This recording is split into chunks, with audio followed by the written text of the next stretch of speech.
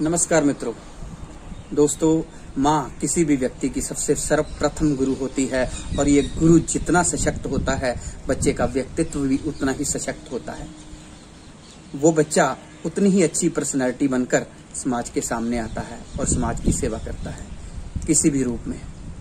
आज ही के दिन 11 सितंबर 1895 को महाराष्ट्र के कोंकण में एक ऐसे बच्चे का जन्म हुआ जो अपनी माँ के कारण बहुत जल्द ही एक संत बन गया। दरअसल ये संत नहीं था, ये एक अध्यापक था पेशे से, और इसके पिता जो थे वो गणित और रसायन शास्त्र के बहुत अच्छे ज्ञाता थे। तो मैं ये बात करने जा रहा हूँ कि अक्सर मैं आपके साथ दुनिया के बहुत अच्छे अच्छे अध्यापकों की बातें करता हूँ, क्योंकि मैं खुद पेशे से एक अध्यापक हूँ। तो आज जिस अध्यापक की मैं बात करने जा रहा हूँ, शायद मेरी फहरिस्त में 2 विश्व के अब तक ऐसे अध्यापक, नायाब अध्यापक हुए हैं जिन्होंने इस समाज का चेहरा ही बदल दिया। एक थे विष्णुगुप्त चाणक्य, जिन्होंने नंद वंश की नींव हिलाकर मौर्य साम्राज्य की नींव रखी थी और चंद्रगुप्त मौर्य का निर्माण किया था। और दूसरा ये अध्यापक जिसका आज जन्म दिवस है, नाम संत विनोबा भावे। संत विनोबा भावे वैसे तो महात्मा गांधी के शिष्य माने जाते हैं, क्योंकि जब ये मुतासिर हुए थे, जब ये प्रभावित हुए थे गांधी जी का भाषण सुनकर, तो ये देश प्रेम इनके अंदर जगा। लेकिन जब ये जेल में भी गए तो इनके हाथ में गीता थी, और वो गीता उनको किसने पकड़ाई थी? उनकी माँ ने, रुक्मणी भाई ने। तो लगातार ये गीता को कंठस्थ करते गए, लगातार ये गीता का चिंतन करते गए, भागवत गीता का। और जेल में भी इन्होंने जितना चिंतन किया, जो अब तक की सर्वश्रेष्ठ भागवत गीता की टीकाएं हैं, उनमें से एक टीका जो है भागवत गीता की, वो संत विनोबा भावे के नाम है। तो संत विनोबा भावे के बारे में मैं केवल इतना कहना चाहूंगा कि इन्होंने ऐसा कार्य किया है कि शायद जिस पर हम यकीन ही नहीं कर सकते। आज अगर हम सोचें कि हमने किसी से 1 एकड़ जमीन लेनी है तो हम क्या करेंगे?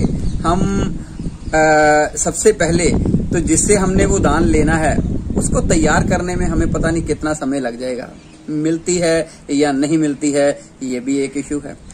लेकिन जब देश आजाद हुआ था तो गिनती की गई थी कि इस देश में 5 करोड़ से ज्यादा परिवार ऐसे हैं जिनके पास जमीन ही नहीं है।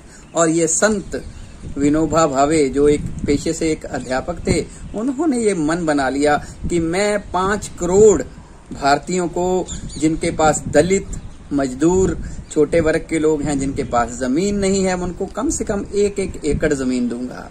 और देखिए, उस संत के पास तो कुछ था ही नहीं, लेकिन इनका औरा, जो इनका जिसे हम दिव्यता बोलते हैं, इतनी थी इनके व्यक्तित्व में कि ये जिस भी जमींदार के पास, जिस भी भूमिपति के पास जमीन के लिए गए, दान लेने के लिए गए, उन्होंने हंसते हंसते संत विनोबा भावे को दान दिया। और 1965 तक संत विनोबा भावे ने भूदान आंदोलन के जरिए 42 लाख एकड़ जमीन जो थी वो दान के जरिए इकट्ठी की थी, जो कि शायद इस धरती का अपने आप में एक इतिहास है। और ये शानदार कारनामा करने वाला और कोई नहीं था बल्कि एक अध्यापक था, जो कि संत भी था। तो ये आज मैं कोटि कोटि प्रणाम करता हूँ संत विनोबा भावे को, क्योंकि ये दिव्यता है।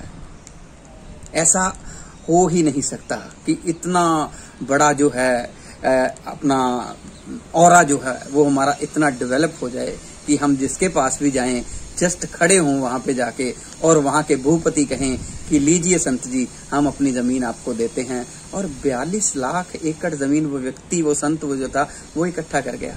और दलित और पिछड़े वर्ग के लोगों को वो भूमि जो थी वो दी गई थी। हालांकि ये टारगेट जो था वो 5 करोड़ एकड़ जमीन का था। तो ये हमें आज के दिन कोटि कोटि नमन करना चाहिए इस संत को। और ये भी बताता चलूं कि संत विनोबा भावे ने अपना जो अध्यापन किया वो सिर्फ अनपढ़ों के लिए किया, वो चाहे किसी भी उम्र के थे, दलित थे, कमजोर थे, पिछड़े वर्ग थे, वो उन्हीं को पढ़ाते रहे। और ये जो वर्ण से ब्राह्मण ही नहीं थे, ये कर्म से भी ब्राह्मण थे। और वाकई ये ब्राह्मण ऐसा कार्य कर गया कि जो अपने आप में विचित्र है। तो जैसे कि हमें पता है कि एशिया का नोबेल प्राइज मैग्सेसे अवार्ड जो है वो सबसे पहले संत विनोबा भावे को दिया गया था। और बहुत खुशी की बात है कि भारत में जो भारत रत्न मिलता है वो संत विनोबा भावे को भी दिया गया था, जो कि अपने आप में एक बहुत बड़ा सम्मान और बिल्कुल एकदम 100% खरा फैसला था जिसकी सरकार ने ये लिया था। तो आज के दिन संत विनोबा भावे को कोटि कोटि प्रणाम। इधर से गुजरा था, सोचा सलाम करता चलूं।